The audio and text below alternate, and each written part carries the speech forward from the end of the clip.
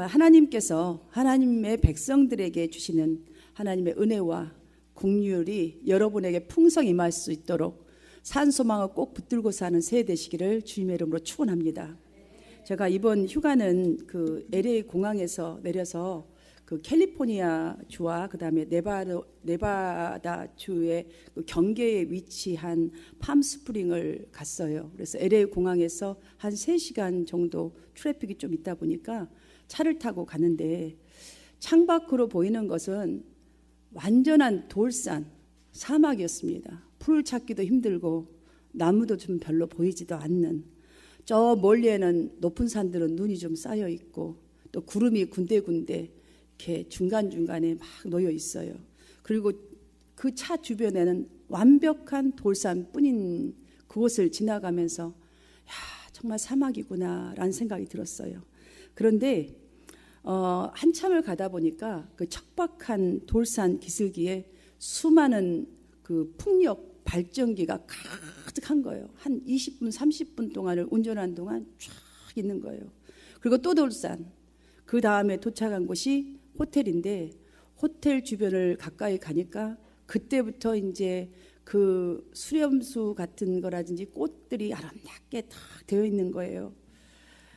그것을 보면서 그 풍력 발전기와 돌산, 그 다음에 그 호텔 근처에 가까이 갔을 때 그 아름다움에서 딱 떠오른 게 있어요. 아, 이 황무지, 정말로 도저히 개간할 수도 없을 만큼의 이 황무지를 그 누군가가 얼마나 힘들게 개간하였고 이제는 그 누구라도 관심을 가질 수 있는 휴양지로 만들었다는 이 사실 하나만 생각해 보아도 소망을 붙들고 이 산다는 인간의 힘이 얼마나 대단한지를 정말 실질적으로 피부로 느꼈던 것 같습니다.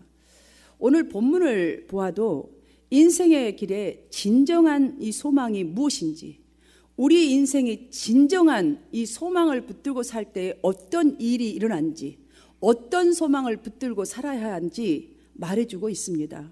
저는 우리 성도님들과 함께 능력 있는 믿음 생활, 그리고 복음이 복음되는 행복한 일상생활로 하나님의 기쁨과 영광이 되고 사람들에게는 칭송을 받고 정말 부러움을 살 만한 그런 우리 한마음 가족이 되기 위해서 오늘 본문 말씀을 통해서 산소망을 붙들고 삽시다라는 제목으로 함께 은혜를 나누려고 합니다.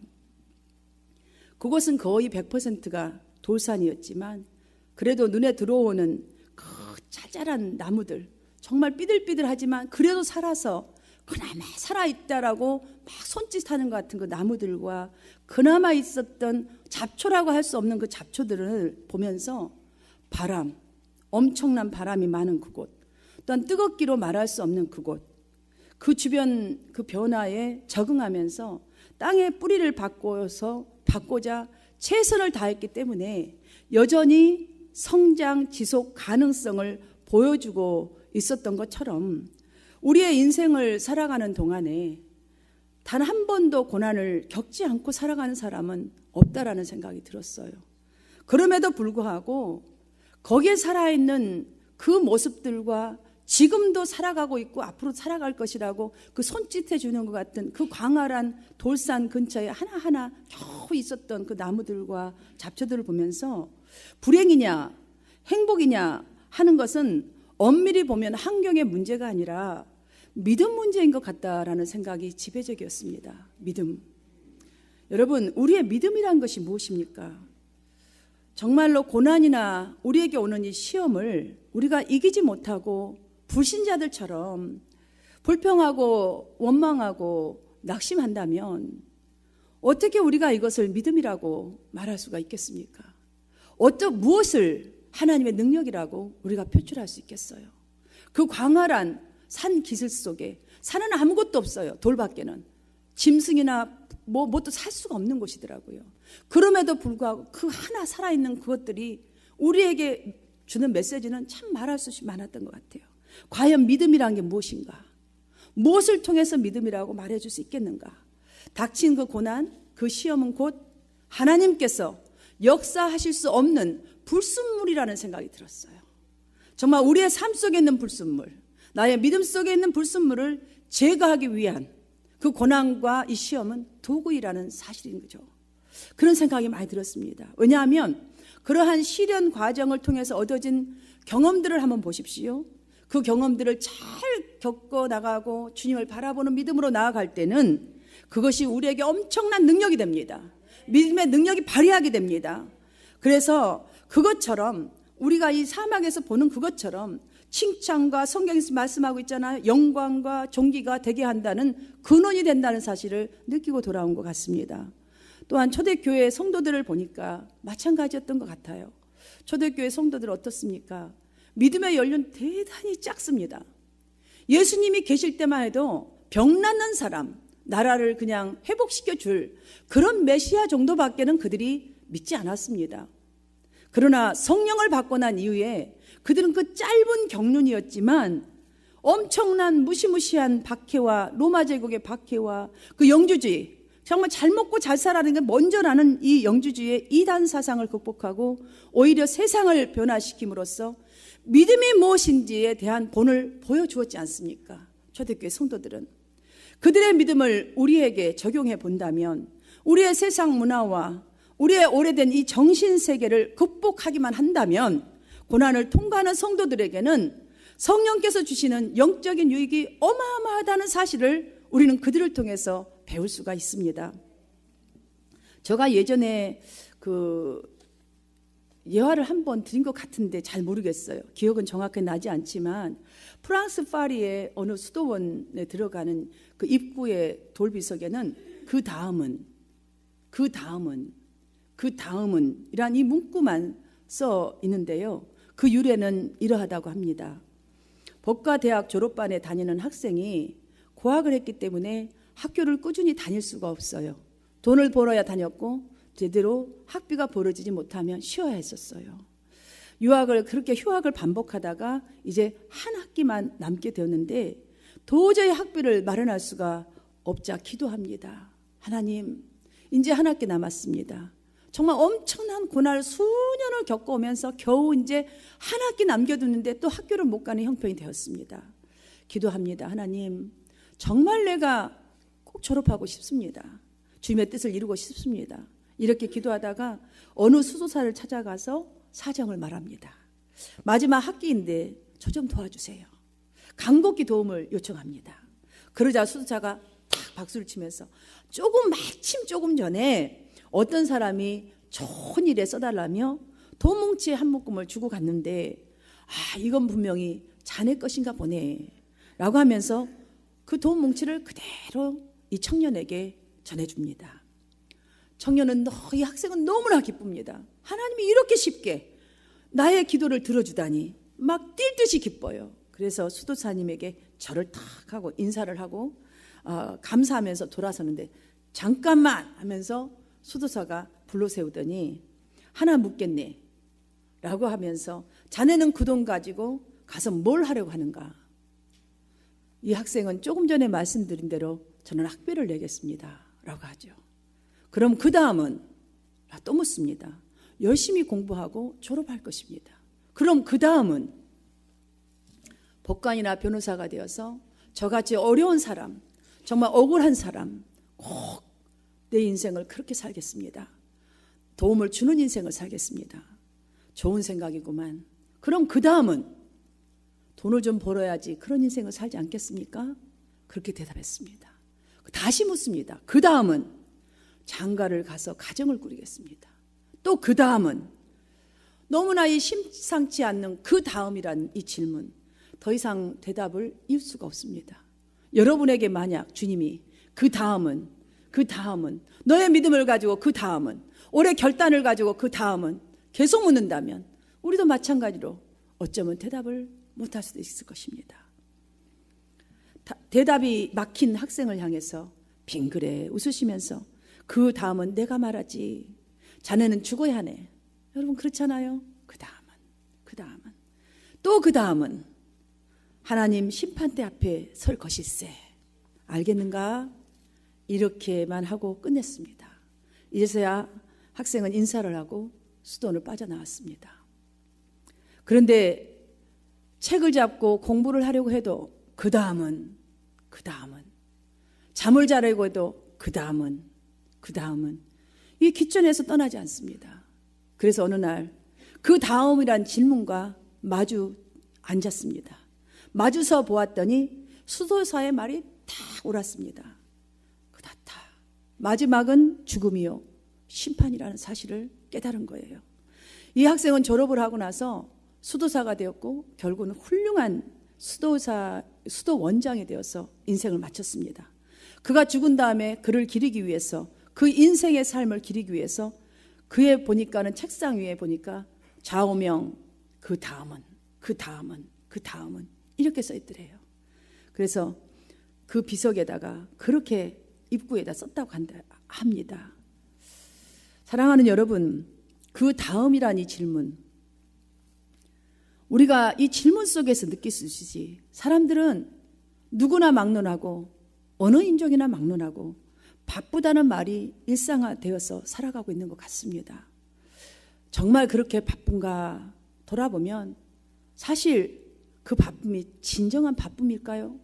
바쁘지 않은데 습관적으로 우리는 바빠서 내 앞만 보고 근시안적인 삶을 살 때가 얼마나 많은지 알 수가 없습니다. 물론 부지런히 살기에 집요한 노력 끝에 목적을 달성하기도 합니다. 그러나 얼마나 그 다음이란 질문을 하면서 하나님이 기뻐하실 진짜 소망을 붙들고 살아가냐는 말이지요.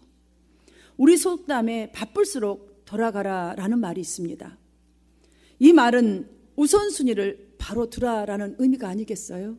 성도 여러분, 여러분들 분명히 아까 기도한 대로 우리는 소망을 했을 것이고 결단했을 것이고 어떠한 마음을 다다짓고 벌써 두 번째 주일을 맞이했습니다. 여러분이 붙든 소망을 이루는 비결은 내 삶의 최고의 우선순위여야 하는 예수 그리스도를 잊어버려서는 아니 됩니다. 주님이 걸어가셨던 그 믿음의 길 붙잡고 걸어가야 할 것입니다. 조금 전에 예화 속의 학생처럼 나의 영적 성장을 위해서, 인격 성숙을 위해서, 여러분의 참 행복의 인생을 위해서 그 다음은 이란 질문을 하면서 다시 정리정돈하여서 주님과 동행하며 사는 보배로운 믿음을 일상의 우선순위에 두시기를 주님의 이름으로 축원합니다. 그래야 우리가 오늘 듣는 이 말씀이 그때그때마다 듣는 말씀에 순종하는 삶을 살아가게 되고, 그래야 성령이 공급하시는 영광스러운 즐거움이 여러분의 인생을 이끌어갈 줄 믿습니다. 그래야 맡길 수 있고 이끌어갈 수가 있어요. 오늘 본문 속에 등장하는 베드로도 우리와 똑같은 믿음입니다. 예수님과 똑같이 동행했습니다. 그러나 예수님께서 큰 능력을 베푸실 때에 우리와 똑같이 저 능력이면 이 나라를, 나의 삶을, 아니면 모든 일을 구원하실 수 있을 것이라고 믿었기 때문에 그는 주는 그리스도시요 살아계신 하나님의 아들이십니다라는 고백을 했었다고 저는 봅니다. 우리도 주님 사랑합니다. 내가 주님 뜻대로 살기를 원합니다. 동일한 고백이 아니겠어요? 우리도 동일한 고백이 있습니다.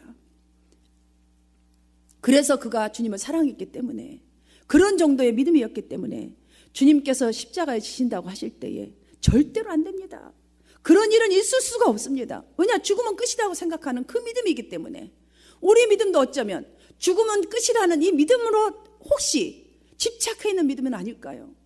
베드로처럼, 베드로가 성령을 받기 전에 진정으로 예수님 만나기 직전처럼, 사랑하는 여러분, 믿음이란 것은 예수님께서 십자가에 지신다고 하실 때 안 됩니다가 아니에요. 십자가를 져야 그 다음에 하나님의 뜻이, 무궁무진한 뜻이 이루어진다는 사실을 믿는 것이 믿음인 줄 믿습니다. 이 만류가 죽으면 끝이라는 그 세상 생각이 아직도 지배적이기 때문에 만류했던 것이라고 봐야 돼요. 그거 바로 증거입니다. 그렇게 고백했지만 베드로가 예수님의 죽음에, 십자가 죽음에 임박하자 이런 믿음에 속해 있기 때문에 배반해버린 거예요. 내 살려고. 인생이 지금 아직 죽기는 아까운 인생이기 때문에. 그래서 나는 예수를 모른다고, 도저히 모른다고, 안 적이 없다라고 그렇게 해버리는 것이지요. 오직 응답만 받기를 원하는 주님, 나의 기도에 응답만 해주시기를 원하는 주님, 내 인생이 평탄하기만 원하는 주님, 나의 십자가는 지고 싶지 않고 주님이 그냥 대신 져주시니까 그걸로 끝 하는 그 믿음. 여러분, 하지만 예수님을 한번 보십시오. 예수님께서 부활한 다음에 찾아오셨습니다. 오늘 이 시간에도 지금 저와 여러분, 이런 저와 여러분에게 찾아오셨습니다. 주님은 찾아오셔서 우리가 모른다 했던 것도, 내 것만 원했고 내 것만 찾았던 나에게도 주님은 용서하셨습니다. 베드로처럼 참사랑을 보여주셨습니다. 찬성김으로 40일 동안 완벽하게 또 보여주셨습니다. 그때의 베드로가 가슴속으로 진정하게 느낀 것, 경험한 것이 비록 영원한 가치가 무엇인지, 궁극적인 가치가 무엇인지, 인생의 참 행복이란 것이 무엇인지를 알게 된 것이에요.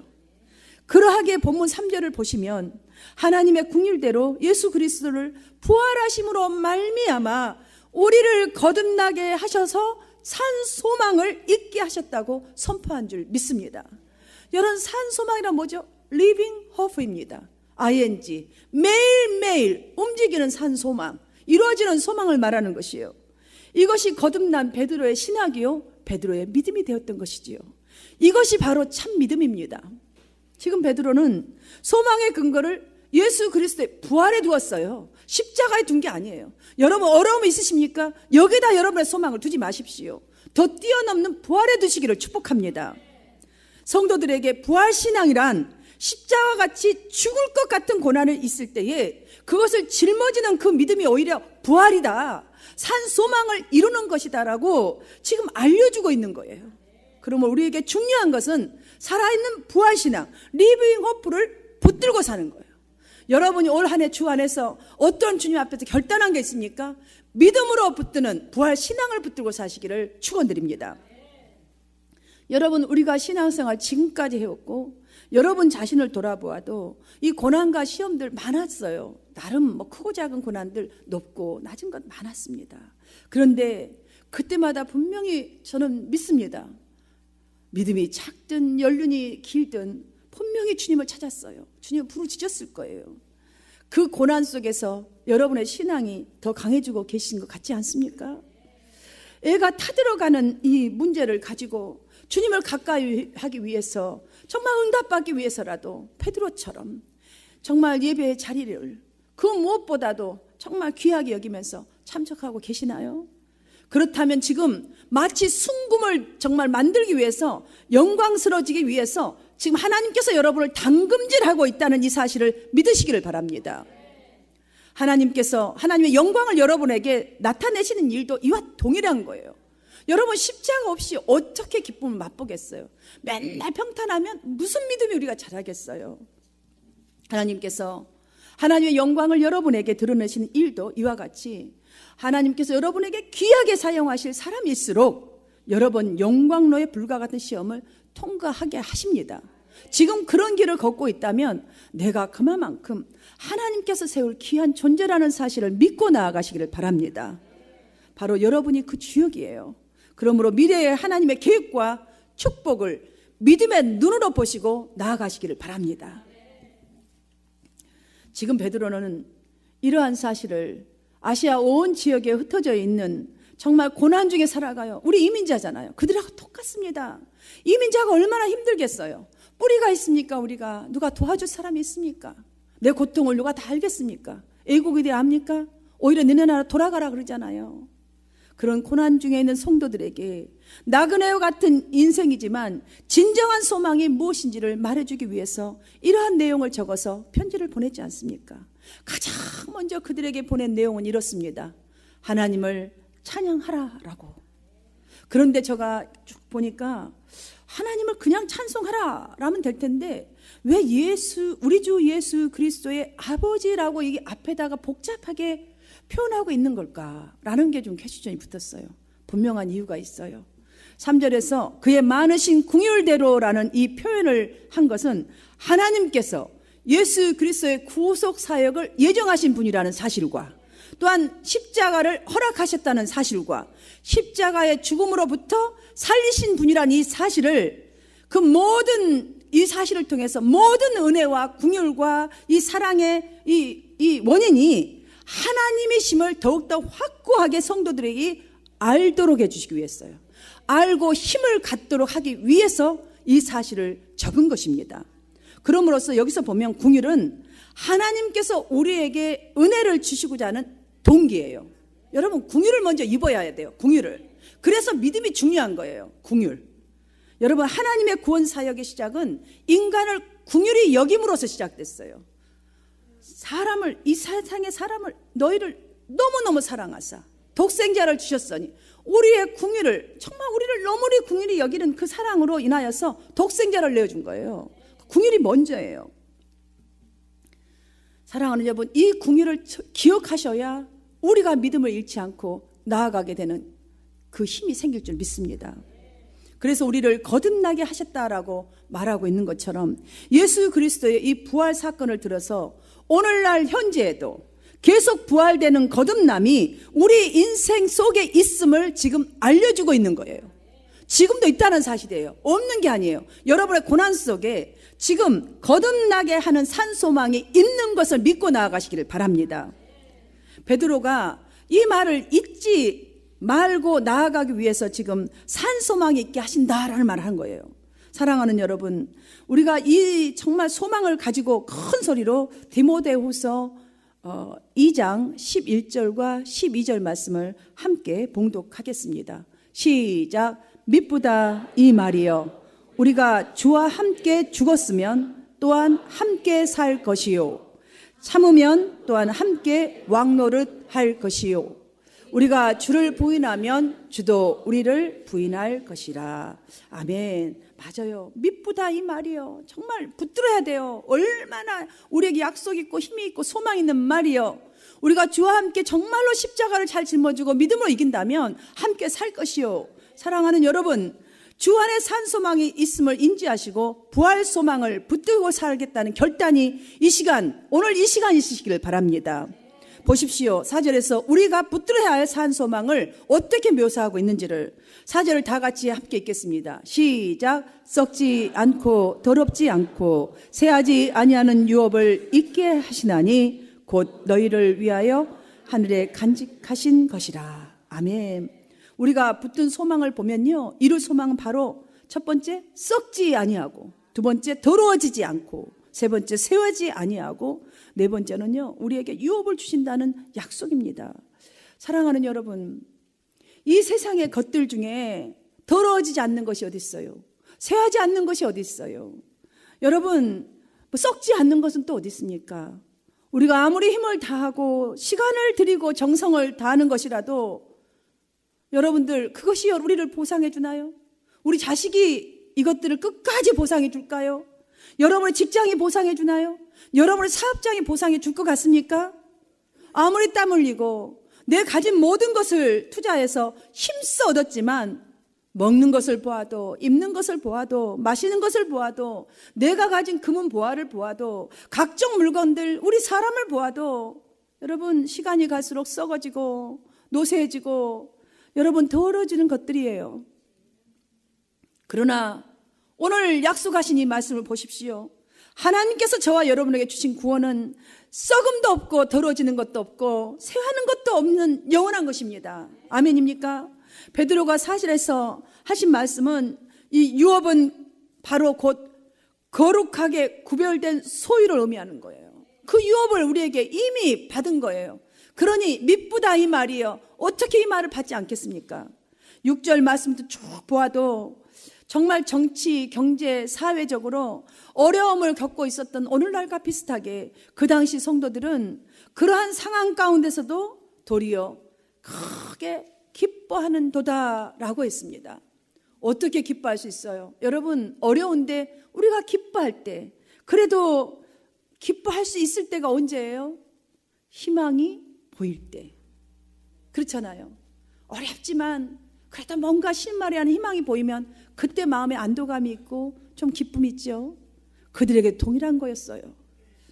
베드로가 그들에게 말하기를, 그 모습, 정말 이 말씀을 붙들고 그 험난한 길들을 정말 겪으면서 나아가는 믿음을 보고, 사랑하는 자들아, 너희를 연단하려고 오는 불시험을 이상한 일을 당하는 것 같이 이상히 여기지 말고 오히려 너희가 그리스도의 고난에 참여하는 것으로 즐거워하라. 자, 지금 즐거워하고 있어요. 그들이 이 소망을 붙들고 있다는 거예요. 이는 그의 영광을 나타내실 때에 너희로 즐거워하고 기뻐하게 하려 함이니라. 아멘입니까? 사랑하는 여러분, 왜 이 말을 하겠어요? 하늘에 있는 것은 잠깐 동안의 것이 아니라 영원한 것이기 때문입니다. 우리는 이 믿음으로 붙들고 살아야 해요. 영원한 것을, 여러분의 가진 천대의 복을 받아 누릴 수 있는 것을, 믿음으로 이룰 것을 보고 나아가야 합니다. 받은 고난, 그 뒤에는 반드시 주님의 놀라운 축복이 기다리고 있다는 이 사실을, 이 믿음을 붙들고 나아가시기를 바랍니다. 여러분, 지금까지 받은 고난을 여러분은 어떻게 대처하셨습니까?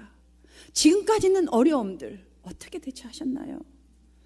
이제 알았습니다. 우리가 어떻게 대처하냐에 따라서 그 고난이 커다란 영적 육적의 유익이 있다는 이 사실을 말입니다. 그러므로 이제부터 오직 믿음으로 한번 이겨내 보십시오. 하늘의 영원한 보화를 쌓아가는 지혜로운 자로 살아가시기를 축원합니다. 베드로가 그 당시 흩어져 있던 성도들에게 찬송해라고 했던 것은, 하나님은 오늘 저와 여러분에게도 똑같은 하나님이십니다. 그들에게 똑같이, 우리에게 똑같이 동일하게 지금 말씀하고 계십니다. 약속된 그 썩지 아니하고 더러워지지 아니하고 쇠하지 아니한 유업도 바로 저와 여러분의 것입니다. 우리 인생에 있는 크고 작은 어려움은 놀라운 유업을 향한 걸음인 것을 믿으시기를 바랍니다. 지겹다고 생각하지 마시고 놀라운 걸음이 되도록 믿음을 사용하세요. 믿음으로 기도하세요. 믿음으로 한번 겪어 이겨내 보세요. 여러분, 우리는 예수님을 보지 못하였지만 사랑하잖아요. 이게 베드로의 고백과 똑같습니다. 여러분, 아멘입니까? 왜냐하면 이 사랑함이 변질되지 않는다면 바로 그것이, 그 믿음이 능력이요 평강의 본질이신 예수 그리스도를 믿는 믿음으로 소망을 이룰 줄 믿습니다. 사랑하는 여러분, 오늘부터 산소망, 리빙 호프를 가지시고 말씀에 순종하는 우리 모두가 되어지길 바랍니다. 산소망의 약속을 이루기를 바라는 그런 간절한 마음으로 저는 7절 말씀을 함께 읽으면서 설교를 마치려고 합니다. 함께 여러분들 정성을 다해서 소망을 가지고 한번 읽어보십시오. 굉장한 여기에 약속의 말씀이 다 있습니다. 여러분 이루어질 말씀이. 시작. 너희 믿음의 확실함을 불도 연단하여도 없어질 금보다 더 귀하여 예수 그리스도께서 나타나실 때에 칭찬과 영광과 존귀를 얻게 할 것이니라. 아멘. 여러분의 믿음의 결국이 하나님의 영광과 존귀가 되시길 축원합니다.